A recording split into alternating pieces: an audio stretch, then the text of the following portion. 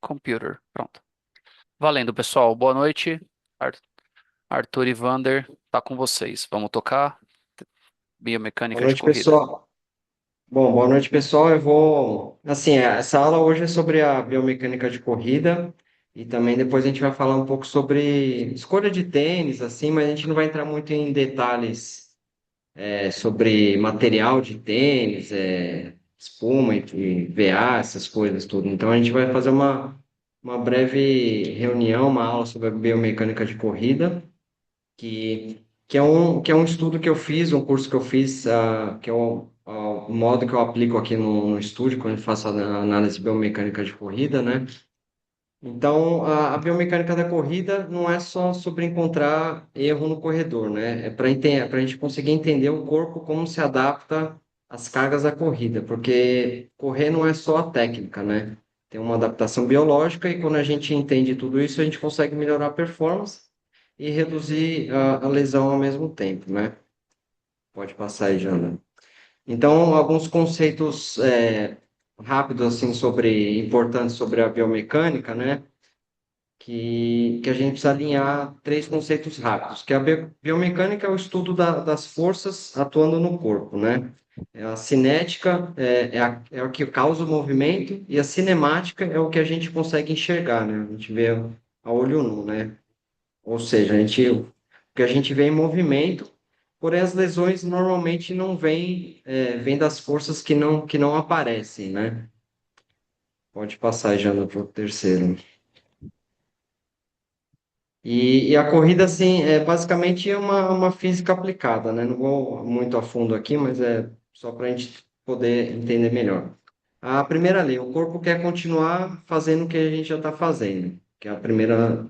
E a segunda lei, que é a força que gera aceleração.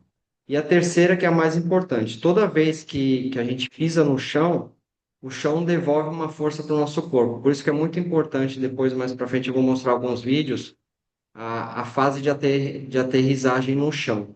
Porque a mesma força que a gente imprime no chão, o chão devolve para o nosso corpo. E essa força que é uma das chaves para a gente entender as lesões, né? E tem até um Próximo aí já. aparelhinho, né? Não sei se você vai falar depois, que é a plataforma de força de reação, né? Força de cálculo de reação no solo, né? Que o pessoal usa muito em laboratório também.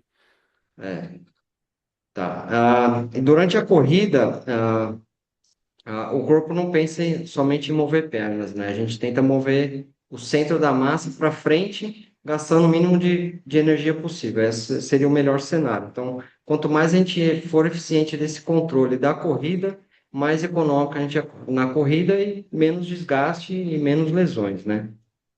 Agora, falar um pouquinho dos benefícios que a corrida tem, né? Apesar de a gente falar bastante, tocou bastante em lesão aqui. Correr é uma atividade extremamente benéfica para a saúde, né? Reduz mortalidade, melhora o humor, melhora a saúde cardiovascular, cerebral, melhora a parte dos ossos também, né? O impacto melhora bastante. Então, nosso objetivo nunca é parar o corredor e fazer com que corra melhor, sem lesões, né? Tá? Pode passar, Jana. E aqui é um pouco do paradoxo da corrida, né? A gente até em 85% dos corredores, eles acabam se lesionando em algum momento. E nem sempre o principal ponto é a técnica. A gente viu, por exemplo, até no Mundial do Feminino do Ironman o ano passado, a norueguesa que ganhou, ela correndo com os joelhos para dentro, assim, você via a imagem de trás, era até ficar até agoniante de ver ela correndo daquele jeito. Porém, se ela fosse querer, às vezes, mudar a mecânica dela, que ela correu a vida inteira daquele jeito, talvez fosse atrapalhar até e causar lesões. Então, nem sempre é necessário fazer alguma mudança mecânica na corrida, né? Porém, tem algumas coisas que a gente consegue fazer. Então, às vezes, nem sempre a mecânica é o principal fator, assim, de lesão, e sim o excesso de carga. Então, o excesso de carga muda completamente como a gente deve avaliar o atleta. Questão de, pode passar, questão de seguir treino quando é leve, fazer forte, vice-versa, tem uma série de fatores que a gente pode linkar com isso daí. As lesões mais comuns. que a gente tem que são no joelho, no pé e na perna. Tem até um gráfico aqui que mostra que a maioria das lesões ocorrem nesses três setores. E não existe uma lesão dominante na corrida, né? Então mostra que nem sempre o único erro, não tem um erro técnico que seja universal, tá? Pode passar, Jana.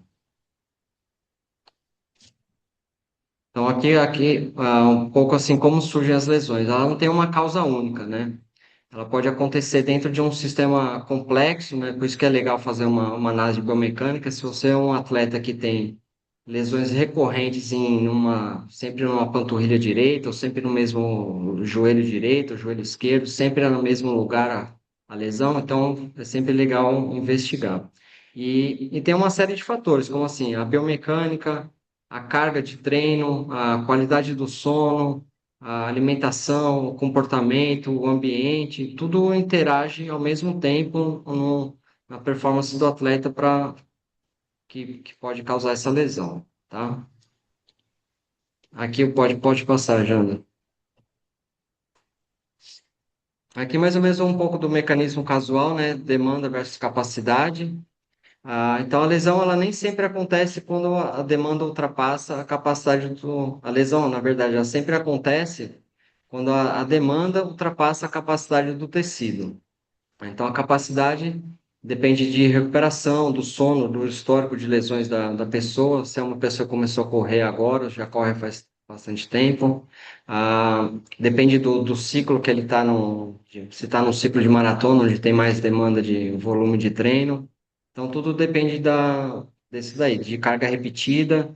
Então, nunca é sempre só uma passada que pode machucar. São uma série de fatores que elencam para causar as lesões. E uma coisa, pode passar, Jana, uma regra que é importantíssima, que é a questão do fortalecimento, né? A questão de treinos de força na musculação, de treinos de pliometria, são fundamentais, principalmente a parte posterior do nosso corpo, que são a região do sólio, da panturrilha, dos posteriores, dos glúteos, são essenciais na preparação e fortalecimento. Tá? Então a gente é uma frase que assim que eu acho bastante interessante, é que assim a gente deve entrar em forma para correr e não correr para entrar em forma. Então a gente tem que estar pronto para aceitar aquela demanda da corrida, tá bom? Pode passar aí, Jana. Agora, assim, um pouquinho, por que que a gente avalia o corredor, né? A avaliação nem serve para corrigir tudo, né? Nem tudo que a gente às vezes nota de erro é corrigido. A gente serve para entender o indivíduo, como eu falei um pouquinho antes, a gente analisa para ver se o atleta tem alguma lesão recorrente sempre no mesmo local. Se é um atleta que sempre está com lesão na panturrilha direita, aí é alguma coisa que a gente deve ter, que dá para avaliar e pode identificar as limitações dele, pode ser alguma falta de fortalecimento, uma mecânica errada. Então, por isso que é interessante avaliar, identificar as limitações e a gente conseguir organizar para melhorar o treinamento do atleta. Pode passar, Janda. Aqui é um pouco das fases do ciclo da corrida, né? Nessa primeira parte aqui, que é do 0 a 15% do ciclo, é onde tem o contato inicial até a flexão máxima do joelho no apoio. Então, primeiro o contato, a gente tem a sentação e a absorção gradual do peso do corpo. Pode passar, Jana. Na segunda etapa do ciclo da corrida, né, o pré-balanço, que é do 30 a 40% do ciclo, é quando a gente retira o calcanhar até a retirada dos dedos, né? Então, por exemplo, tipo, tá começando a retirar o calcanhar e tirar os dedos daqui. Então, onde gera energia de propulsão para levar o corpo para frente. A fase seguinte, aqui é do balanço inicial, que é de 40 a 70% do ciclo, é quando retira totalmente os dedos do chão, né? Você pode ver aqui essa parte que o atleta já tirou totalmente, já tirou os dedos do chão até o avanço intermediário. Pode passar, Júnior. E aqui o balanço final, que é o ciclo final da corrida, né? Do 70 a 100%, que é o balanço intermediário até o contato inicial, onde a frenagem avança do membro para reiniciar um novo ciclo. Então, esse é mais ou menos esse é o ciclo completo da corrida. Em todos os pontos aí a gente vai ter um contato e absorção de devolver a carga para a perna do corredor. Pode passar, Jana. Aqui um detalhe interessante. O sólio, a gente tem um. Aqui foram feitos um teste com corridas de 7, 11, 14 e 18 quilômetros por hora. E o sólio, e nesse teste, foi um achado é que o sólio é um dos músculos mais importantes da corrida. Para quem não sabe qual que é o sólio, seria a parte de baixo ali da panturrilha, né? Que tem o gastrocnêmio, que é o maior, e a panturrilha, e o sólio ali é a parte perto do tendão de Aquiles, né? Ele que ajuda a acelerar o centro de massa para frente. Glúteos e panturrilhas geram a propulsão e os isquiotibiais ajudam a frear a perna no final do balanço. Então, uma outra atividade que é bastante interessante fazer na academia, além da parte posterior, é a parte do tibial. A gente até coloca na nossa série de musculação bastante treino de tibial. É uma coisa que você vai na academia, você não vê quase ninguém fazendo, mas é onde essa força de reação no solo, ela vem direto para o isquiotibial. Então, é muito importante estar ali com forte, que seria ali o músculo na canela, né? Pode passar aí, Janda. Eu tô falando rápido, não sei se alguém dos treinadores quer comentar alguma coisa aí. Não, vai embora. Se alguém quiser. Tá, beleza. Pode passar, essa daí eu já comentei. Agora, sobre padrões de aterrissagem, né? Se existe uma pisada ideal, não existe. Tem bastante estudos que mostram que quem pisa com retropé, que é o calcanhar, com médio pé e até com antepé, não tem um certo. O que acaba mudando é aonde que a carga vai. Então, por exemplo, o retropé, que é a aterrissagem no calcanhar, a sobrecarga maior fica no joelho. Quando tem uma aterrissagem de antepé, a sobrecarga maior é no tornozelo. Então, isso pode identificar por que que a pessoa tem uma certa lesão. Se identifica que tem mais lesão no joelho, justamente pode ser pela pisada. Então, mas não quer dizer que tem um certo ou errado, mas é simplesmente para identificar aonde que tá vindo essa reação, tá? E às vezes mudar a pisada à força normalmente só não transfere o problema. Então é uma série de fatores, por isso que é bastante importante avaliar. Pode passar. Aqui é a força de reação no solo, né? Como eu disse anteriormente, cada passo gera uma força contra o corpo. E o objetivo não é eliminar o impacto, né? É simplesmente conseguir absorver esse impacto e conseguir reutilizar essa energia a seu favor para te mover para frente. Pode passar, Jana. Aqui também já pode passar isso daí. Pode passar isso daí também. Depois a gente. Queria falar um pouquinho da cadência, que é no próximo slide. Esse? Isso daí. A cadência é uma coisa assim, tem muito um número mágico aí que tentam falar que é 180 SPM, que seria steps per minute, que seria passos por minuto, mas não tem um número mágico, né? Mas é sempre interessante um atleta conseguir aumentar de 5 a 10%, costuma reduzir bastante a carga articular no corpo, né? Então, pequenas mudanças acabam gerando grandes efeitos, tá? Pode passar. Pô, eita, não foi? Não, não foi. Pronto. Tá. Agora aqui alguns métodos para conseguir aumentar a cadência. É utilizar o metronomo. A maioria dos relógios da Garmin tem um metronomo já no, quando você acessa a corrida. Não sei se o Apple Watch deve ter também, imagino que sim. Metrônomo, não. Não tem? Tá, o metrônomo é um sensor que fica apitando, você pode escolher a cadência dele. Você pode colocar lá 180 batimentos por minuto. Aí o relógio ele vai gerando um pulso, uma vibração no seu pulso. Então, toda vez que você for você tentar sincronizar a sua passada com cada pulsada no relógio. Então, às vezes é legal pegar um treino, algum treino leve, um aquecimento assim, 5, 10 minutos, ligar o metrônomo para tentar forçar a aumentar a cadência. Para quem às vezes tem cadência muito baixa, geralmente quem tem cadência muito baixa acaba tendo uma passada muito larga, às vezes acaba aterrissando até muito na frente. Então, é legal usar o metrônomo que força você às vezes reduzir a passada e conseguir aumentando a cadência. O metrônomo é um bom instrumento. Então é legal Muito. sempre começar na esteira e sempre manter uma velocidade normal, assim que seja confortável para você, né? E mais duas coisinhas sobre vocês usarem e tentarem monitorar a cadência nos momentos que vocês estão em rodagem. Só tirar o cachorro daqui. Vocês ficarem em rodagem. Então, vocês ficarem em treinos intervalados, é preferível vocês focarem na qualidade do treino e não na técnica de corrida. Aí quando vocês têm aquecimento, desaquecimento, aquelas séries que vocês estão o tempo todo em velocidade de cruzeiro, é um ótimo momento para vocês trabalharem esse aspecto da cadência. E para quem não se acostumar ou não tiver disponível a opção do metrônomo que o Arthur acabou de falar, existem playlists no Spotify, principalmente, e todo serviço de música, com as cadências que vocês podem tentar usar. Então, se você corre, por exemplo, a 165, que nem o Arthur falou, não adianta você pegar um número muito além disso e tentar saltar, que seu corpo não vai se adaptar.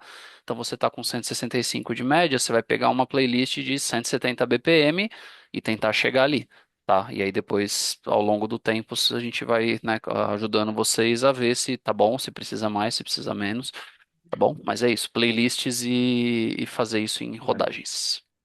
É bem Só fazer uma lembrado. observação rapidinho. Manda. Posso? Pode?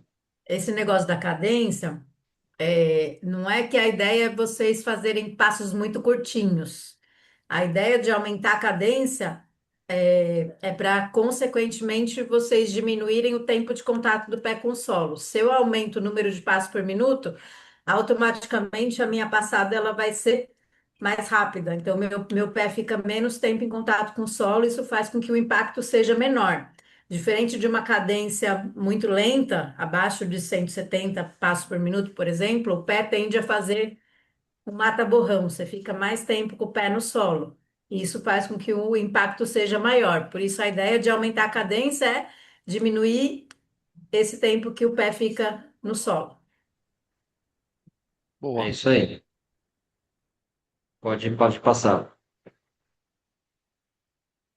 Manda bala. É. Esse daqui, para mim, para mim e também para a ciência, né?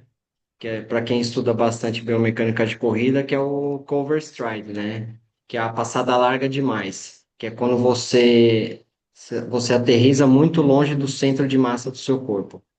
Esse daqui é o maior perigo, é o que mais causa lesões, assim, né? Então você pode as maiores lesões é justamente por causa disso, né? Quando o pé aterriza à frente do quadril, né? E toda a força que você está gerando, a perna que está na frente, ela acaba sendo um freio, né? Então toda a força que você gera, ela reage de volta. Então, e a perna fica numa posição, às vezes com a tíbia muito inclinada, toda essa força de reação ela volta direto para a tíbia e a tíbia vai estar inclinada. Por isso é um dos principais motivos de pessoal que tem, principalmente a canelite, né? Quando tem um overstart, o maior causa de lesões é isso daí. E a solução geralmente não é mandar correr diferente, é simplesmente conseguir aumentar a cadência aos poucos, né? Não adianta para quem corre a 160 querer ir já para 180 de uma vez. Então, você conseguindo aumentar a cadência aos poucos, forçando é uma sintonia ali de membros da cabeça, das pernas, sincronizar, conseguir fazer uma cadência maior, porque você consegue aterrissar mais perto do centro de massa do seu corpo, tá bom? Pode passar, já. Deixa eu ver se eu consigo colocar isso aqui na prática, que coincidentemente eu tenho canetas que têm essa parte anatômica. Deixa eu só pegar aqui, ó, layout, deixa eu ver, deixa eu só me colocar na tela aqui, ó. Tá, Agora sim, vocês estão me vendo aí? bom. Tamo. Beleza, vamos tentar. Vocês estão vendo esse objetinho aqui, né? Olha aí, ó. Ó, é uma caneta, por incrível que pareça, e é um membro inferior. Então nós temos aqui o fêmur, tíbia e fíbula. E o que o Arthur falou é o seguinte, deixa eu ficar na frente da câmera aqui. Quando a gente entra mais próximo, assim acho que é, né, que eu tô com a câmera invertida. Assim, aí. Quando a gente entra com o joelho muito angulado, que é esse overstride, a gente está batendo no chão na diagonal e o osso, tá? O seu corpo, como fica, né, com a gravidade empurrando ele para baixo, nosso corpo se acostumou com forças de compressão, que são as forças, né, horizontais. Então você com a força de compressão aqui, o seu osso fica forte. Quando você entra na diagonal, né, muito aberto com o overstride que o Arthur falou, a tendência é acontecer isso aqui, ó. Olha a força que eu estou aplicando, tá? É como se fosse esse tipo de força sendo aplicada no osso. Então você tem uma força lateral, que se não me engano é um cisalhamento sendo aplicado aqui, e isso pode gerar micro fissuras aqui na parte de cima, né? Pensa que isso aqui é um galho que você está fazendo assim, ó. Se você estivesse fazendo isso com um galho, isso aqui ia estar trincando, certo? Ia começar as farpinhas do galho ia começar a saltar aqui para fora no lado oposto da aplicação da força. Basicamente é isso que está acontecendo no teu osso quando você entra com uma passada muito aberta e faz o overstride, tá? Então esse é o sintoma que acontece no corpo. Isso gera, entre outras lesões, a famosa fratura por estresse. Então, voltando no assunto cadência, aumentar a cadência não dá tempo para o seu corpo errar. Então, você vai chegar com uma passada por tal qual passada, que nem a Thelma falou, não é exatamente a passada mais curta possível, mas uma cadência mais alta não dá tempo do seu corpo abrir tanto, né, o quadril e fazer esse overstride. Esse é um ponto que a gente tenta trabalhar da cadência justamente pensando nisso também. Vamos voltar para o slide aqui. É. Bora. E aumentando a cadência, você aumenta você diminui seu tempo de contato no solo, né? Você fica mais rápido ainda, né? Isso É o, causa menos lesões ainda, é né? o famoso passinho pisando na brasa, né? Só. Op. É. Bora, troquei. Principalmente assim para quem migrou, eu não sei, tem bastante, é bem comum assim, bastante as pessoas começam a correr e depois migram para o triatlo. Muda bastante a mecânica da corrida. Às vezes quem é um corredor puro às vezes tem essa passada mais larga, leva o posterior lá para trás também na hora do balanço. E para os triatletas já é um pouquinho diferente, já a perna já está desgastada da bike, então é até melhor você conseguir trabalhar ainda mais o aumento da cadência para ir ficar com o tempo de reação no solo o mais rápido possível, né? Exato, porque assim, ó, eu explicando o que o Arthur falou, né, detalhando, na verdade, uma contração, né, uma passada mais larga, existe uma contração muscular mais vigorosa, então ele vai usar talvez um tipo de fibra, né, de mais força e não a fibra de resistência, que com passadas, né, microcontrações ali, passadas mais curtinhas, permitem que a gente vá mais longe com um desgaste menor. Não ia falar sem se cansar, mas não é bem assim, você cansa menos com passadas menores do que fazer movimentos exagerados. Então, no triatlo temos esse benefício, mas os corredores podem igualmente se beneficiar desse ponto, principalmente corredores de longa distância, o que a partir de meia maratona já é considerado praticamente ultra longa distância, né? E tem maratonas e ultras também nesse balaio.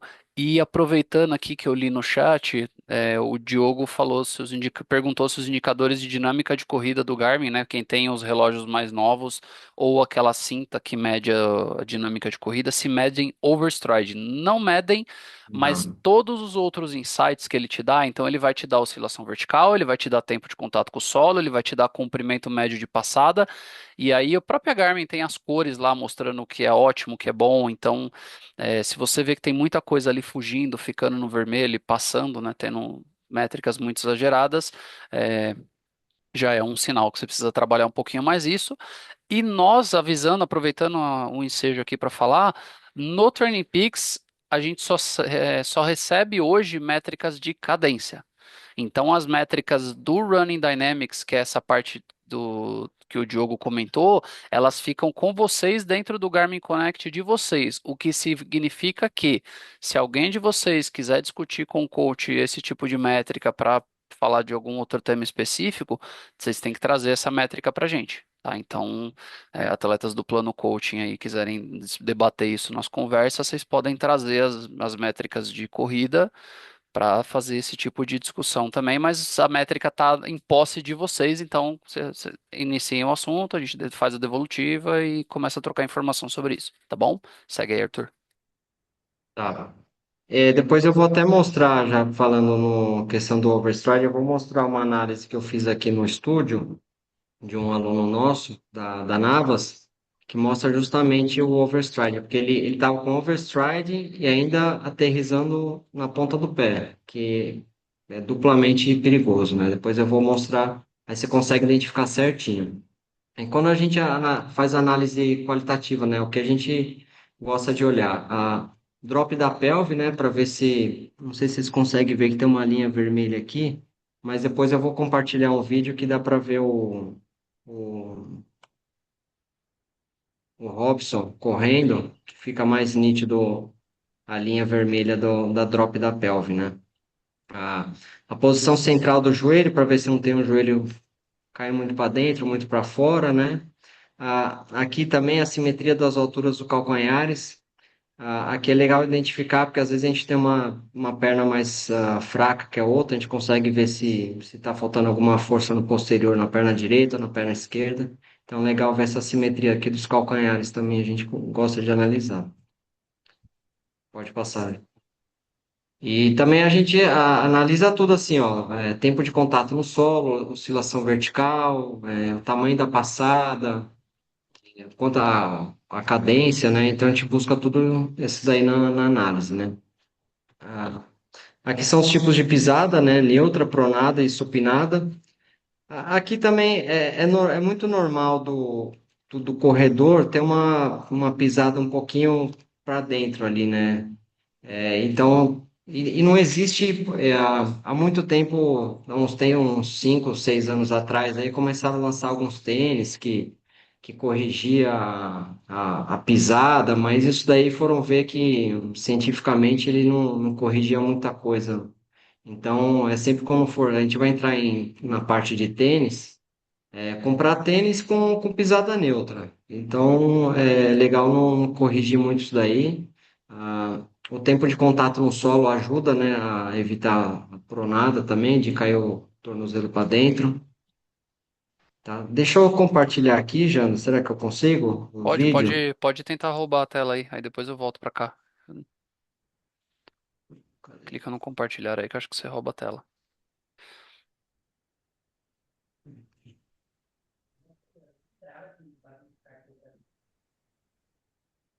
Estão vendo? Não. Não? Você Ué. clicou no compartilhar? Deixa eu encerrar aqui, aí você pega aí. Eu tô vendo Compartilha. já. Ah, agora sim, beleza. Não, é que Tá tá eu que. vendo? Desculpa, eu que não tava vendo porque eu tava. Tá.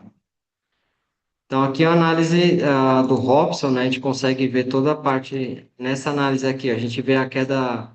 Ele tem uma queda leve de pelve durante o pouso do pé esquerdo, né? A, a pelve está alinhada durante o pouso, quando ele pousa com o pé direito. Ele sempre marca um score, tá com 78%, né? O joelho dele está alinhado. Então, você vê que aqui o joelho dele está alinhado. O joelho direito também está alinhado, não tem nenhuma. Ele tem uma leve pronação do pé esquerdo e também do pé direito. É um pouquinho. Se for analisar assim, todo mundo tem um pouquinho de pronação. É até um pouco comum, né? Agora deixa eu pegar na outra posição. Deixa eu só fazer uma observação dessa Pode falar. pronação. A pronação, quando o pé cai assim para dentro um pouquinho, se você analisar 10 pessoas, 9 vão ter um pouquinho de pronação, né? Isso é um mecanismo do próprio corpo para absorver o impacto, é uma proteção do próprio esqueleto para proteger o impacto. Então, todo mundo, quando corre, vai ter um pouquinho de pronação. O que é ruim é se essa pronação for demais. Aí é o caso de ir no médico, procurar fazer uma palmilha, etc. Mas um pouquinho de pronação, assim, o pé um É pouquinho para normal. dentro, isso é normal. Principalmente quando a gente aqui filma, tá em câmera lenta, né? Se filmar em câmera lenta, ainda fica mais nítido ainda a pronação que a gente tem. Lógico, se for alguma coisa excessiva, né? E tiver causando lesão, é sempre procurar um médico. Então, aqui também é uma outra visão lateral dele, né? Uma corrida a 12 por hora. Aqui é o tempo de voo dele, né? o tempo que ele fica os dois pés fora do solo durante uma corrida, o tempo de contato no solo, a frequência de passos, aqui teria que dividir por dois, né? O comprimento da passada e o comprimento do passe. E aqui é uma coisa que eu queria mostrar, que aqui, ó, é o ângulo do overstride. Você vê que ele está com um ângulo tá bem, ó, de 17,4 graus. Tá bem, e esse daqui, ele ainda conseguiu aterrissar com o pé mais inteiro no chão. No começo, que a gente faz uma série de vídeos, né? A gente vai tentando corrigir, ó, corrigir no próprio Ao estúdio, longo da né? sessão, né? Ao longo da sessão a gente vai corrigindo. Quando ele chegou no primeiro vídeo, essa daqui também tava alto, só que ele aterrissava com a ponta do pé. Então aqui a gente já conseguiu aumentar um pouquinho a cadência dele, e ele conseguiu aterrissar um pouquinho mais com o pé inteiro no chão, mas ainda estava um overstride. Tanto que depois o próprio Robson, ele, acho que depois de um mês e meio, ele mandou um feedback que ele é um atleta que ele gosta de se corrigir bastante. Ele até mandou mensagem falando que aumentou a passada dele e ele precisa fazer aqui um novo teste porque ele diminuiu bastante esse overstride aqui. Então aqui é um dos principais métricas que eu gosto de analisar, tá? Aqui Legal. também mede ângulo do braço, a posição da cabeça. A posição da cabeça eu não levo muito em consideração porque tá na esteira, então às vezes fica vendo velocidade, mas legal sempre estar olhando para uns 45 graus aqui, né? Aliás, um ponto interessante para isso, pessoal. Prestem atenção nos treinos, porque ao vivo, quando eu estou em treinos e provas, eu acho que quem já me viu falando aí, vocês devem ter ouvido muito. Uma coisa que eu bastante pego é vocês olhando para baixo quando corre. Vocês correm assim, ó. Então, talvez é uma mania que vocês trazem da esteira, porque na esteira vocês têm o painel para olhar e É. se distrai muito com isso, ou o pessoal começa a cansar, às vezes, né, principalmente em transição de triatlo, mas em corredores eu já peguei isso também, da pessoa correr olhando para baixo. Pessoal, você tem que correr olhando, que nem o Arthur falou, mais para frente do que para baixo. Aqui é sempre, todo mundo que vem no estúdio sempre dá esse erro porque fica olhando pro painel, né? Então eu não Sim. levo você. Eu faço observação, porém eu sei que vai dar um pouquinho de erro justamente por causa disso daí, Mas no né? mundo real a gente pega bastante isso aí também. E sabe Sim, qual que é o efeito colateral? Arthur, me corrija se eu estiver errado.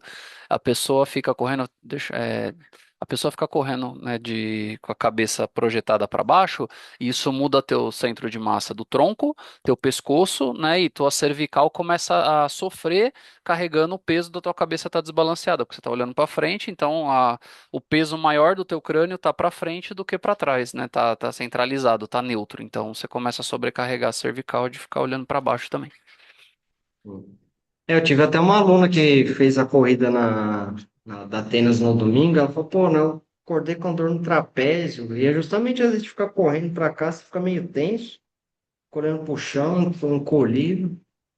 Tem que, tipo, abrir, igual até uma fala, tipo, imagina que tá a linha te É, puxando aqui, olhar para frente. E às Thelminha, vezes a gente, principalmente em corridas meia maratona para cima, é legal sempre às vezes começar a sentir uma dor no pescoço, um trapézio assim. É legal mexer um pouquinho o maxilar que dá uma aliviada nessa parte. Porque às vezes a gente fica tenso, né, por causa de prova, a gente nem percebe. bom demais. Ah, bom, deixa eu parar aqui para você voltar para Quer que eu roubo aqui? Eu já consigo roubar direto. roubar. É só. Slideshow, share. Tamo de volta. Oi? Estão vendo aí?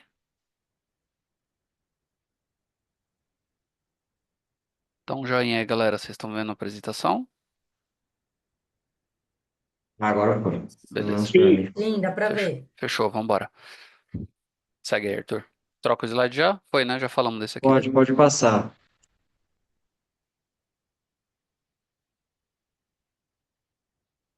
Aqui é uma outra coisa da rotação dos braços, né? É legal. Mexer os braços para frente e para trás pode dar uma economia de até 3% na corrida. Tem muita gente que gira muito o tronco, mas não chega a atrapalhar muito, né? Mas se rodar muito, o legal é tentar se corrigir, balançar para frente, né? Não para os lados. Um pouquinho para os lados é normal, mas não ao ponto de ficar rodando muito o tronco. Pode passar. É só um adendo Pode rapidinho. falar. Quando a pessoa gira muito o tronco para os lados, geralmente é falta de fortalecimento ou de consciência corporal no core. A gente relaxa o Isso. core e aí o tronco balança para um lado para o outro. Então aí é consciência corporal e fortalecimento dos músculos do abdômen, né? Do core em si. Agora vamos falar um pouquinho do tênis. Aí eu deixar o Vander falar um pouquinho.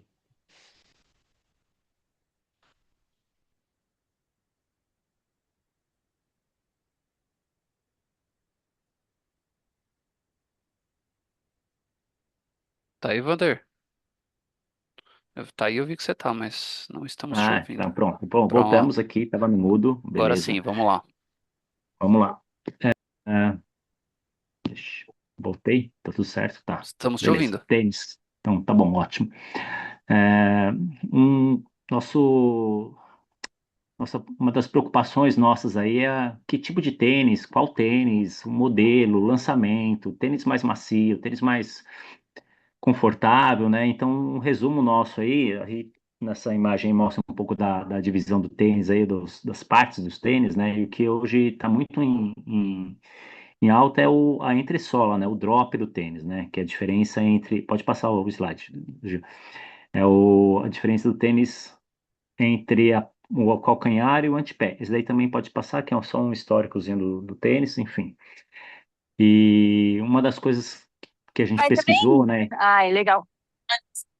Uma das coisas que a gente pesquisou é essa tipo de amarração do tênis, né? Então, essa amarração do tênis a gente é, consegue mudar um pouco assim a força, né? A estrutura do tênis, da pressão do tênis, mudando um pouco da amarração dos tênis, né? Então, cada pé tem um formato, né?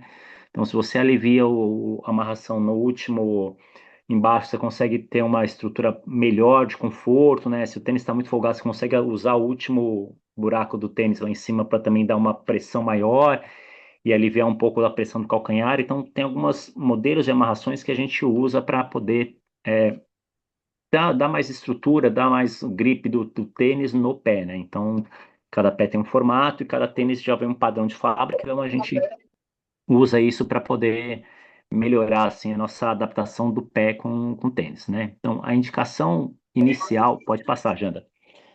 A indicação inicial para comprar um tênis ou para adquirir um tênis, então, para os iniciantes, principalmente, é o conforto, né? Então, a gente utiliza, assim, o que é mais usado, o que é mais visto, é o tênis que é mais confortável para você continuar usando, onde não pegue a estrutura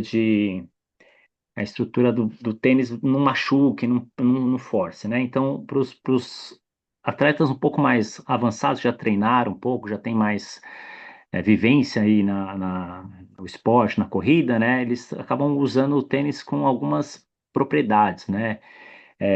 Entre elas, essa diferença tênis mais minimal, pode trocar o Janda, tênis mais minimalista, tênis mais menos minimalistas, com mais drop, então isso é uma diferença que vai ter relação em amortecimento ou resposta do tênis, né?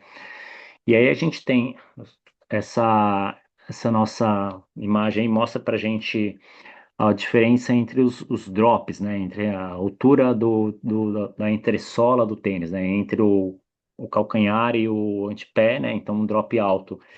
É, o, o que acontece é uma carga menor na panturrilha e no tendão, né? Um drop baixo, a gente demanda um pouco mais aí da força de tornozelo, panturrilha e tendão de Aquiles, né? Que a gente pesquisou e deu uma olhada aí como escolher na prática o seu tênis, né? O que começar, né? Então, para os iniciantes aí, como eu já tinha dito, o drop médio, né? Alto, e para os atletas com mais experiência, um drop mais baixo, um drop médio, né? A gente não pode ficar trocando de tênis do nada, de um dia para o outro, eu correr com tênis com um drop maior e no outro dia correr, mudar completamente, só usar um tênis com placa de carbono ou com um drop baixo, que a chance de lesão é muito grande. Então, a gente tem que fazer uma adaptação, pode passar, Janda, que corresponde Pode passar também esse outro, depois eu volto aí, Janda. Aí. É, porque a gente mudar de tênis entre um drop maior e um tênis menor, a gente tem que não interromper muito o volume da corrida, né? Tem uma redução aí de 10 a 20% do volume da semana, né? Então a gente pesquisou e viu que em homens com 87, 85,7 quilos mais que isso, em mulheres, tem maiores chances de ter lesão aí nessa transição, né? Por causa da mudança de tênis, né? E aí a gente tem uma maior sobrecarga entre quando tem essa troca de um tênis com mais drop para um tênis de menos drop, né? Então a gente tem essa sobrecarga de tênis aí. Então a gente tem exercícios específicos, né, para fortalecimento de tornozelo e pé, tem alguns exercícios até com movimento com toalha, né, com fortalecimento fazendo descalço mesmo, né. Uma coisa importante, não adianta a gente mudar o tênis, né, ou mudar, experimentar um outro, se a nossa biomecânica aí tá, se a gente não tem uma biomecânica boa. Então, o importante melhor é corrigir a biomecânica para depois se adaptar a um tênis que tenha melhor estrutura ou mais amortecimento de cada um. Pode passar, Janda. Chegamos aí no ponto X aí, que é os tênis com placa de carbono, né? Então, ultimamente, aí nos últimos anos aí, o que a ciência diz, né? Os tênis com placa de carbono, eles não alteram apenas a fisiologia, mas também alteram a biomecânica do corredor, né? Então, foi feito um estudo com esse modelo do Vaporfly, né? E aí foi mostrado uma maior deformação e maior armazenamento no retorno de energia, né? O tênis de placa de carbono, né, ele acaba diminuindo o custo energético até em 4%, né, nas velocidades maiores, né, quem corre a 14, 16 ou 18 por hora. Ah, então, a grande maioria, assim, a gente até na assessoria comenta, né, e fala para usar treino, quem tem tênis de placa de carbono, né, usar apenas poucas sessões por semana, uma no máximo, e principalmente nos treinos que são mais específicos de velocidade, né. Então, a gente não pede para usar todo o treino, né, então é porque chegou ao ponto de ter esse tipo de lesão. Então, quem está usando tênis de placa muito constantemente, a chance de lesão é maior e já foi comprovado isso também, né? Então, toma cuidado aí com o tênis de placa aí, turma. Pode passar, Janda? Nossa, tá muito pequeno para mim. É a Ah, parte da placa de carbono. então, esse tênis de placa é para todos? Então, pode ser beneficiar corredores mais lentos, né? Mas, assim, a gente tem um ganho de pouco aí, de 8% aí para homens e 6% para mulheres. Aí depende muito do peso, da altura, do tamanho do osso da perna. Então, tem toda esse quadrozinho aí. Tem um estudo com É, uma correlação tênis-placa e sem placa e com placa, o quanto que diminui de economia de energia, né? Então, a gente vê que é bem pouco essa diferença aí de um para o outro. Pode falar, Janda. esse é um estudo bem legal, porque foi feito com corredores mais lentos, né? Eu diria assim, em maratonas, né? Então eles pegaram vários corredores que fizeram sem placa e tênis com placa. Então o primeiro corredor ele fez uma maratona para um ritmo 6:40. Sem placa, ele faria a prova para 4 horas e 41 minutos. Com tênis com placa, ele faria para 4 horas e 32 minutos. Então, ele tem uma economia de 3%. Então, e vamos supor, é o terceiro corredor aqui, faz uma que corre a 5 por minutos o quilômetro. Sem placa, ele faria a maratona para 3 horas e meia e com placa para 3 horas e 25. Então, ele tem uma economia de 2,4%. Então, isso foi um estudo que comprova que o tênis com placa, ele ajuda não somente quem corre para pace de 4, 4:40, 4:20 para baixo, ele tem uma economia para todo mundo. E também no estudo não mostrou que tem uma diferença assim de para mulher e para homem, tem diferença, mas eu digo assim, se uma pessoa é mais pesada, se é mais alta, se tem a perna mais longa, a perna mais curta. Então, isso não teve muita interferência, mas o que mostrou é que o tênis com placa de carbono tem sim sua economia na corrida. Lógico que para uns tem mais e para outros tem menos, mas porém tem uma economia, sempre ajuda. Mas não é para usar toda hora, porque é um tênis que quem tem tênis com placa, você vê que é um tênis muito mais rígido. Se você pegar um tênis com placa, você tentar dobrar ele, você não vai conseguir. E É quebra ele justamente ainda, né? isso daí. Hã? E quebra ele ainda, né? É, se fizer isso, é capaz de quebrar. Então, você vê que é um tênis totalmente, é muito rígido, são tênis que duram menos, né? Então, é um tênis assim para guardar para provas ou para tênis específicos de velocidade, algum longo preparatório para uma prova. Então, não é para usar sempre. Eu acho que fica a lição de casa é não precisa colocar o tênis de carbono só para postar que você deu PR no treino de tiro, porque vai melhorar sim, mas não vale a pena. Segue aí, Maravilha. Wanderson. Vamos para o próximo slide, por favor. Ótimo, lá.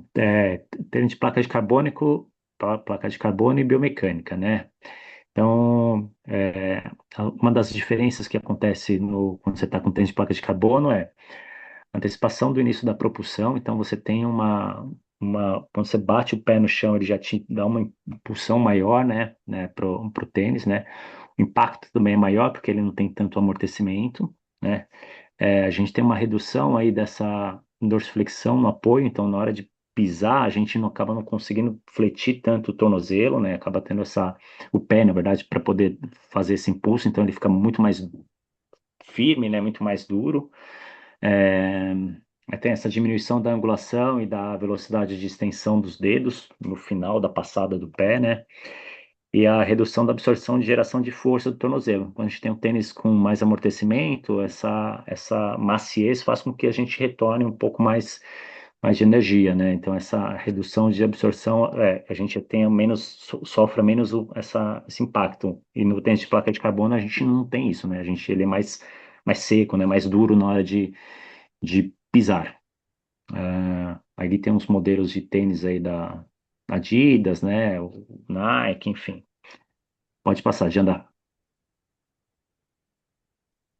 Vamos lá, tênis e lesões, acho que acaba, né, respondendo um pouquinho da pergunta do Michel aí, que ele colocou no chat aí, né? Então, intercalar os treinos com um par de tênis, uma relação de fator de proteção, tênis de placa também a gente tem que intercalar, não começar um treino muito longo com ele, então usar pouco, né, para aos poucos ir aumentando ao tempo de utilização dele, né, e não ser uma coisa frequente, né, só treinos específicos, que nem o Arthur falou. Um resumo prático aí, né? Para o aumento do desempenho, né? Então, tênis minimalistas, né? Com um antepé mais rígido, então, tênis com a placa de carbono ou tênis com um drop menorzinho, né? Para a gente diminuir o impacto, né? Um tênis com entressola maior, então o drop mais alto, né? Mais macio, mais espesso, mas ele também não pode ser muito macio para o pé não ficar dançando ou pisando cada hora de um jeito no tênis. Uma coisa que eu pelo menos com meus alunos, enfim, acabo pegando assim para você ver o desgaste do tênis, a gente olha por baixo dele assim e vê igual o carro vai trocando pneu, vai gastando pneu de um lado do outro para ver o quanto está gastando mais de um lado do outro. Então, se o tênis é muito macio, ele vai toda hora você vai pisar de um jeito e vai começar a desgastar de um jeito e influencia toda a sua biomecânica e com isso o equilíbrio do corpo e o rendimento é comprometido, né? Para tênis, para essa razão prática, diminuição da sobrecarga do joelho, né? Tênis com drop não tão alto, né? Então, tênis dropzinho mais baixo aí, com amortecimento, mas com um drop baixo. Para quem tem, vamos dizer assim, muita pressão, muita dor no tornozelo, antes de correr, sente mais isso, é um tênis mais maximalista, né? Então o drop tem que ser maior, né? Tem que ser entre 5, 10, enfim, nessa projeção, né? E o último resumo aqui, diminuição da sobrecarga dos metatarsos, né? Tênis com o antepé mais rígido, né? Ou tênis com placa de carbono. Então, essa é um dos resumos que a gente fez aí que o Arthur deu uma pesquisada e a gente deu uma estudada. Legal. E uma. Próximo slide. Tem mais. Deixa eu ver. Temos mais. Tem Ah, mais um, beleza. Falar só os de. tênis, é a última coisa. Esse não é só do Ironman, né? É uma proibição da World Athletics em geral, certo? Isso, Sim, é da World Athletics. A proibição, na verdade, é da World Athletics que a Ironman endossa, né? copiou. Tipo, eles aceitam, né? Qual que é o E critério, Arthur? até semana no grupo, eu tava falando por que que é proibido, né? O proibido não é o drop, é o tamanho do solado que não pode passar dos 40 milímetros. A Isso. altura do solado, não o drop. 40 ou 42, doutor? 40. Se tiver 40, 41, é proibido. 40 é permitido. Acima de 40 é proibido. Boa, deixa eu aproveitar aqui. Cadê? Deixa eu fechar a apresentação. Isso. Ô, Janda, Tô ó, falando no mudo aqui também. Eu comecei a falar, mas fala aí, Avelar. não, eu queria só aproveitar não é uma ciência, mas só complementando aí a questão do tênis, uma coisa que para mim funciona bem, funciona para muito atleta, independente da escolha, acho que tem uma coisa muito pessoal, né? É para quem faz endurance, faz maratona e outra, comprar um número maior. Ah, isso é bom. Isso evita muita perda de unha. Por Eu quê? deixei de perder unha quando comecei a comprar um número maior. E parece bobeira, mas muita gente não sabe, né? É, não é bobeira, Sim. não, é empírico e é real. O que que acontece? O pé começa, como tudo, em exercício muito intenso, a inchar quando você faz um exercício de muita longa duração. Então, se você compra um tênis muito justo quando você está em repouso, o pé incha e ao longo da prova ele vai fazer o quê? Ele vai pressionar e vai mandar a sua unha pro vinagre, igual você mesmo comentou. Então, por exemplo, o meu tênis que ficaria justíssimo é 45, eu uso 46 para ter essa folga e nunca mais perdi uma unha também, Avelar. Então, não é só anedótica a sua evidência, não, tá? Temos Ah, e comprovação de estudo. também, e provas são raras as provas que é totalmente plano e que você vai fazer uma linha reta que você não vai ter mudança de direção, frear, subir. Isso daí você vai pegar uma prova com descida, você vai freando, É o que seu eu ia dedão falar. vai ficando Eu lá peguei o tênis aqui até para demonstrar pequeno. isso. Então você vai na Tem- descida, você vai freando e o que que acontece com o seu pé dentro do tênis? Ele vai fazendo isso aqui, É. ó. Então se então, ele aí tem mais um ponto aí também, Janda, Você vai que dar a é retomada no cone ali para fazer a curva. Aí o dedão usar o não. último furo do passador ajuda a evitar o teu pé ir para frente. Justamente para. Tem muita gente que não usa. Isso eu até É, reparo nos treinos, eu vejo a galera amarrando tênis. Muita gente não usa o sétimo furo ali. E é porque justamente não para sabe para isso que aí, que é, para dar né? uma. É, é justamente para segurar o pé no tênis e não ficar indo para frente. E E às ajuda a vezes tem ficar muita mais gente que tem estável bolha, também. tem muita gente que tem bolha no calcanhar. E o sétimo furo impede que o calcanhar fique levantando e roçando ali na parte de trás, Fica né? mais estável, evita de torcer o pé também e usar esse último furo. Boa. E aí, duas coisas que eu ia falar, pessoal, quando vocês forem comprar um tênis, evitem olhar, ou pelo menos tomar decisões com base no aspecto visual do tênis. Por exemplo, um tênis clássico que até mudou um pouquinho hoje em dia, o Roca Clifton. Por fora, ele parece um tênis de salto. Então você olha a borracha, né, a camada externa da borracha dele e você fala: Nossa, esse tênis tem um drop de 10, de 12. E o Roca Clifton é minimalista, ele tem um drop de 4 milímetros. Então, você olha por fora, ele parece um sapato de salto, ele não tem aquele tudo. Então, internamente, a estrutura dele é diferente, por isso que vocês não devem se basear na imagem do tênis e sim olhar a documentação. Então, vai no site, pesquisa, os fabricantes disponibilizam as especificações do tênis. Mesmo que você vá numa loja provar, abre o celular ali, dá uma olhada no site, se o vendedor não souber responder, e confiram. Não se baseiem no aspecto visual do tênis, tá? E o que mais que eu falo? Quer falar alguma coisa, tá? Enquanto isso? Eu quero. Sobre tênis, o que que a gente indica, né? O tênis primeiro tem que ser confortável. Não adianta você comprar o tênis da moda se você não aguenta ficar com ele, primeira coisa. Antes de pensar no tênis ideal, a gente precisa pensar em correr certo. É o que o Arthur falou lá no começo da apresentação. Não adianta a gente correr com tênis de placas se a gente está correndo errado. A chance da gente se machucar vai ser muito maior do que o benefício do tênis de placa. Então a gente tem que dar uns passinhos para cá, para trás. Primeira coisa, tá fortalecido. tá correndo corretamente. Então, a coisa da cadência que o Arthur falou, a coisa de não oscilar muito para cima, não aterrissar muito à frente do corpo. Então, tudo isso a gente tem que ajustar antes de pensar, o tênis vai melhorar minha performance. Mas a que custo se você tiver com uma biomecânica toda errada? Então, uns passinhos para trás. Primeiro corrige a biomecânica, fortalece o corpo para depois pensar no tênis Mega Blaster hiper, né, placa de carbono. Então, É, acho que é isso. não se E aí, resolve com acessório.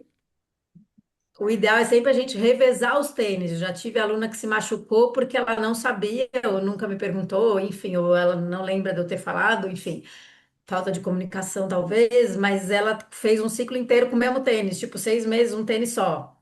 Aí a chance de você se machucar é muito maior. O ideal é você sempre revezar pelo menos 2 tênis. Eu revezo 3. Uma para ele ter uma durabilidade maior.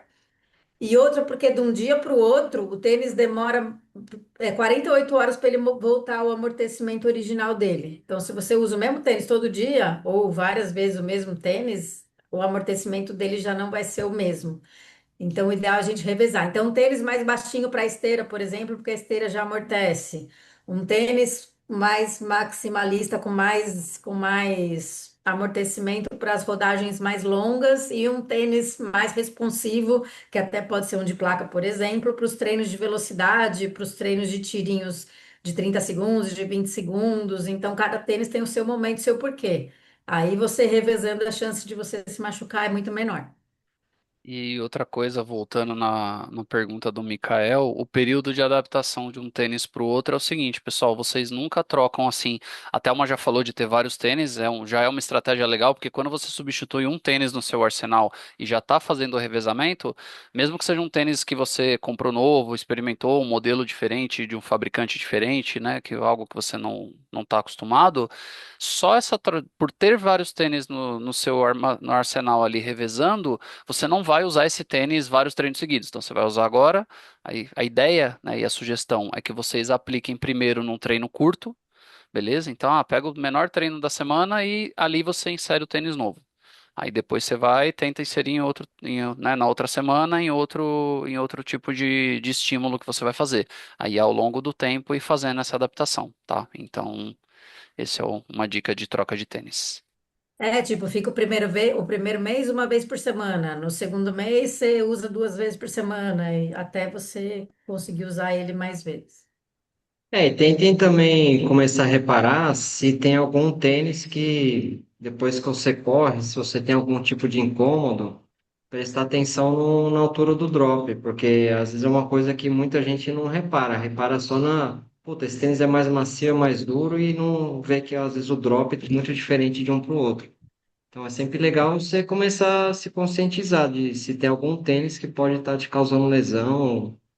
E também, assim, lógico que para prova é aquela regra básica, nunca usar tênis novo em prova.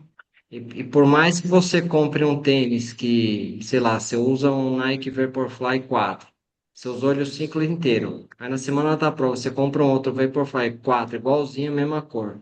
Não faça isso, por mais que você usou no ciclo todo um tênis, você vai usar o mesmo modelo, às vezes pode ter alguma coisinha diferente, então é sempre legal você dar uma testada no tênis, por umas 2, 3 semanas, dar uma maciada. Por mais que seja exatamente o mesmo modelo, sempre tem alguma coisinha de diferente. Às vezes o tênis está mais novo, pode estar mais duro, você não se adapta, Ou então até defeitos de fabricação, né? Por exemplo, uma defeito de costura que fabricação, passou aqui, em exatamente. vez de passar ali, vai te dar um atrito num lugar que você não está acostumado. Uma Então, costurinha mal feita ali acaba com sua prova. exato.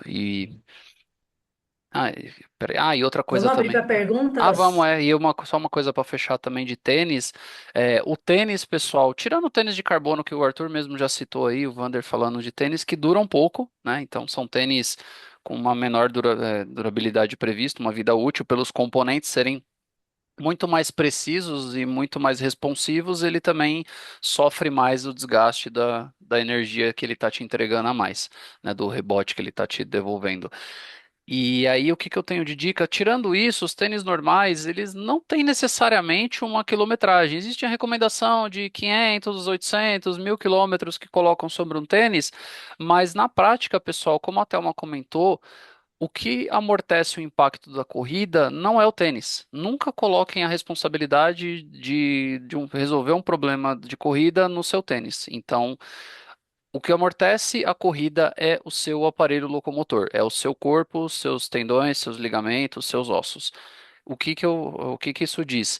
Que o tênis é um acessório, é uma proteção, tem a parte do carbono que fica, né, apartado aqui, mas o tênis basicamente ele é um acessório. Tem várias histórias que vocês veem por aí de pessoas que fazem maratona descalço e tudo mais. Então, assim, o tênis não tem Tem um uma aluno que eu estou treinando. Tem um aluno que eu estou treinando que está no time que ele só corre descalço. Ele devia estar aqui na reunião, mas ele só então, corre descalço. Tem os ótimos tempos. tempos e às vezes Nossa. nunca se machucou. Por quê? Porque quem amortece o impacto da corrida é você, não é o tênis. Não transfiram essa responsabilidade para o tênis. Mas no assunto durabilidade, não existe uma quilometragem certa. Eu tenho tênis que já rodou, é o Matusalém, rodou quase 2.000 quilômetros. O que que eu uso de insight sobre isso, pessoal? Você está acostumado com tênis ou com uma gama de tênis, igual a Thelma falou. É que eu falo um tênis só porque eu tenho três do mesmo tênis. Então, tenho poucas opções pelo meu tamanho de pé. Eu uso o Olímpicos Corre, na maioria das vezes. Então, eu tenho três Corre diferentes, dois, três e um quatro, e estou revisando eles. A primeira vez que eu for fazer um treino de um tênis que eu já sei que tá gasto, que eu já sei que tá usadinho, e eu senti alguma coisa estranha no meu corpo, falou, esse tênis bateu mais em mim aqui do que o que eu sinto depois de um treino de corrida. Esse tênis já vai para a geladeira, ele já vai pro descarte, tá? Essa é uma dica Pra também para musculação. tipo assim, né? Putz, legal esse ponto que você tocou, mas é isso, pessoal. Então, assim, controlem, tem as ferramentinhas, o próprio Garmin, se vocês quiserem fazer isso através das ferramentas de vocês conseguem cadastrar um tênis no Garmin Connect, por exemplo, e colocar todo o treino que você termina, você abre o detalhe, tanto no Garmin quanto no Strava, tá? Quem é mais, né, por mais que pegue os dados do Garmin, é mais ativo no Strava, também dá para você fazer isso. Quando você termina o treino, o Strava abre aquela tela de resumo do último treino que você fez, você vai lá e fala, eu corri com esse tênis. E ao longo do ciclo anual aí, ele vai te avisando quanto tem de quilometragem em cada tênis para vocês monitorarem também. Mas o Arthur tocou num ponto que a gente não ia falar e é muito importante. A musculação, pessoal, usem o tênis mais simples e com menos amortecimento possível quando vocês forem para a sala de musculação. Por quê? Porque se vocês usarem um tênis com muito amortecimento, né, ou como vocês já falaram aí também, um tênis muito instável, é a mesma coisa que vocês irem para a musculação com um saco de jujubinha no pé. Então, embaixo do seu pé. A hora que você for fazer um agachamento, você não está usando o apoio plantar seu para fazer esses exercícios. Então, meio que você está sambando na borracha do tênis e vai gerar uma instabilidade não desejada na hora de fazer alguns exercícios de academia. Então, o importante é que vocês escolham o tênis. Tem academia que, né, por questões de higiene, não vai deixar você treinar descalço, mas até para algumas séries que você vai fazer muito peso livre, você pode ir para academia com aquelas meinhas. Quem já foi em parque de pula-pula, aquela meinha que ela tem as borrachinhas, assim, que tem É. uma pegada, uma aderência legal, sabe? Aquelas meinhas são boas para quem vai fazer esse tipo de treino de musculação. Para quem vai fazer, às vezes a pessoa vai para academia para a sala de musculação com tênis de placa e vai fazer prancha na ponta do pé. Aí a ponta do pé começa a torcer, envergar a placa ali e estragar seu tênis, ou zoar a frente do seu tênis. Então, para alguns tipos de exercício, para quem não usa muito aparelho e faz exercícios livres de academia, prestem bastante atenção nisso e evitem os tênis com muito amortecimento. É isso.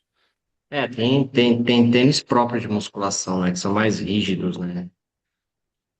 Mas é outro Boa. assunto para outra aula. É isso. Perguntas, pessoal? Falamos bastante coisa aqui. Os meninos arrebentaram, eu só fiquei de backup. Não? Vamos, galera, perguntem, agora é a hora. A dúvida de um pode ser a dúvida do outro.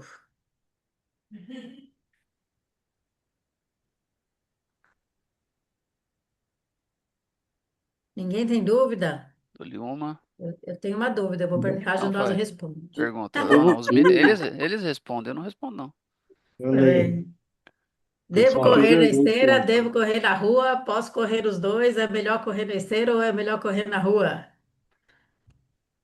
Vai, Arthur. Sim, é Com relação à absorção de impacto, a esteira é bem melhor, porque você tem muito menos desgaste correndo na esteira do que correndo na rua. É uma superfície muito mais macia, e então, com relação a isso, é bem melhor correr na esteira. E como a gente pode Tem compensar? outra coisa também que a esteira é boa, que ela ajuda a gente a manter o ritmo mais uniforme, né? Tipo, na rua você tem que Ela parar, te virar a força, esquina, é. subir a calçada, parar porque o carro tá vindo. Na esteira você pode manter o ritmo mais constante e te ajuda a ganhar velocidade por causa disso. Ou É que não as ganhar pessoas acham, velocidade tem um também, né? mito.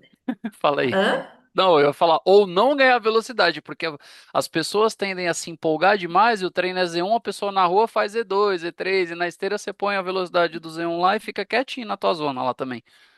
Ah, sim, mas se você fizer um treino bem feito, você pode melhorar a sua forma física na esteira, porque Sim. as pessoas têm a impressão de que a esteira vai piorar, né? A corrida delas, e ao contrário, vai ajudar a melhorar, desde que você faça, lógico, né? A intensidade ideal, mas vai ajudar a melhorar sim a velocidade na rua. Não é para E correr É, só na na, esteira, né? Mas ajuda. é, correr na esteira, a gente sempre aconselha colocar 1%, né, de inclinação que ajuda a dar uma imitada na rua. o trabalho do quadríceps. E outra coisa, É, falando, exatamente. falando do time rua agora, dos benefícios, quando você corre em superfícies, né, não vai correr também num monte de raiz de árvore, mas só de você ter uma superfície mais heterogênea, né, a esteira é só a lona da esteira correndo ali, sempre lisinha, sempre igual. E no asfalto você tem as imperfeições do pavimento, isso ajuda vocês também a terem um pouco mais de fortalecimento no tornozelo. Então, seus músculos da região podem ficar mais preparados e mais responsivos também a imperfeições, o que pode Tem uma ajudar a pergunta prevenir aqui. torções. Já que ninguém pergunta, eu pergunto. O povo é Manda, tímido? Velar. O povo é tímido. Na verdade, um outro ponto da esteira é que, além disso tudo que vocês falaram, ela ensina a gente a ter resiliência quando você faz um longo na esteira, porque haja paciência. Sim. Mas a pergunta é muito relacionada para a Thelma ao meu ciclo de agora. A gente colocou bastante treino de escada e eu queria entender qual que é o benefício do treino de escada para o ciclo da outra. Força. Então, ele é específico porque essa prova que você vai fazer vai ter um momento que você vai precisar subir bastante caminhando. E se eu colocar você só para correr na subida, você vai gerar um desgaste nas suas fibras musculares muito maior para o resto da semana. E aí eu não vou conseguir o volume que eu preciso para você correr 50 quilômetros na prova. Então eu preciso juntar volume com uma estratégia de força. Então a Ah, estratégia, ao invés de você correr na subida, é você fazer escada justamente para a gente ter um volume grande com menos impacto. entendi. Boa. Ó, pergunta. Respondido? Respondido. Ele tá meio bravo que eu tô pondo ele para andar 2 horas na Ah, vai escada. andar na escada mesmo. Tem um Não, não negócio. tô bravo, não. É que esse ciclo, a escada é tranquila, o duro é o transporte. É, O transporte, porra. tem uma Mas é um coisa. É que ciclo o diferente transporte ele É, também. trabalha o mais o Avelar, cardiovascular, né, do que a escada.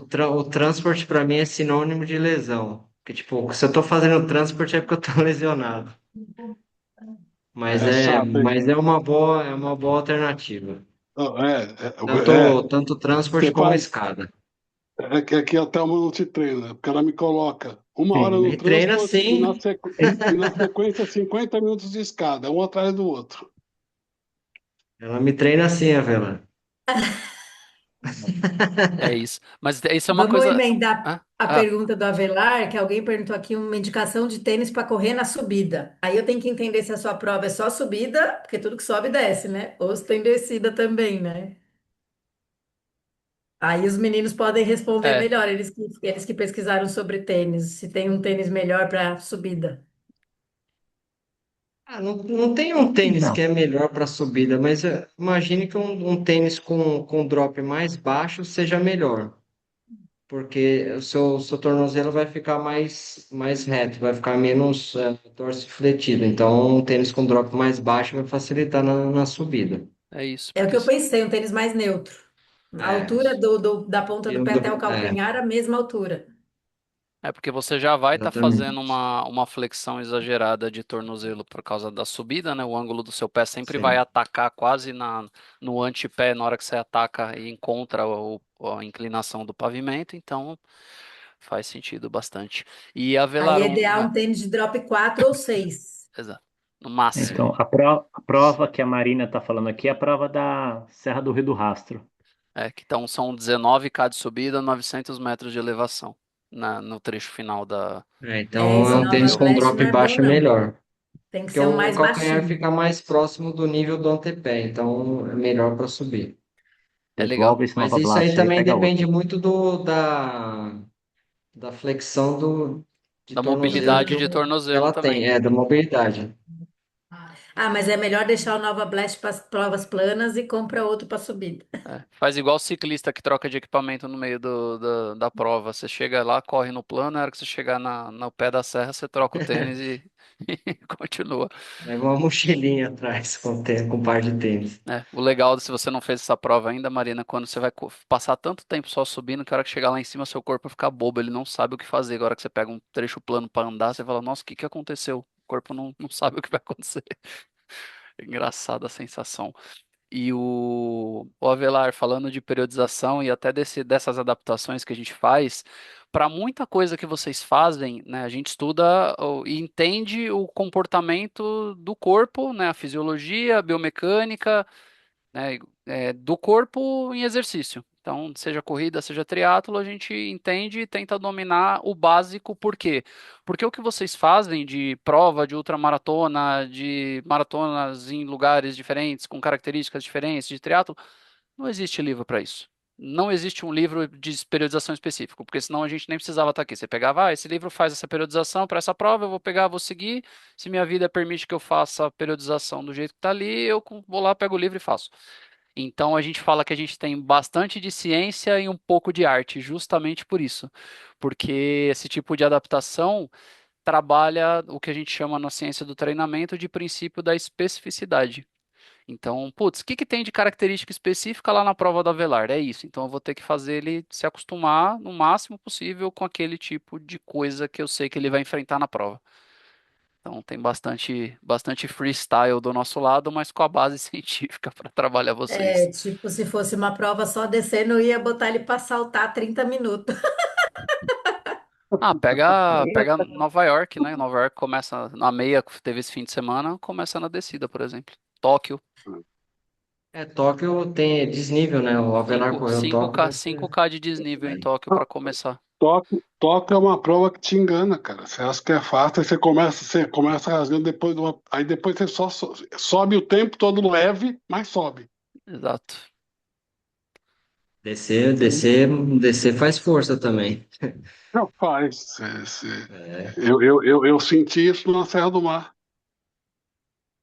Não no dia, É, no dia seguinte. é É, por duas coisas, porque a gente não está acostumado e a descida ela trabalha a fase excêntrica do músculo, a fase excêntrica ela gera mais lesão nas fibras. Então você fica com aquela sensação de queimação muito mais tempo depois. exato. Na ordem de grandeza das forças, das cargas, para vocês entenderem, a gente tem a mais pesada, a excêntrica, depois a gente tem a isométrica e por último a concêntrica, porque pensa na ordem. Se eu consigo levantar o peso, com certeza eu vou conseguir fazer ele descer. Beleza? Então significa que a carga concêntrica tá pesada, no limite do que eu conseguir erguer, beleza. Se eu segurar uma carga aqui, descer e não conseguir subir mais, então a carga excêntrica tá mais pesada. E se eu chegar num ponto que eu consigo só manter, a isométrica tá aguentando. Então a excêntrica sempre é a mais forte, é a mais pesada, por isso que a descida machuca mais. Na sequência vem a isométrica, e aí depois a concêntrica. Então, descer é pior por causa disso. Mais alguma, pessoal?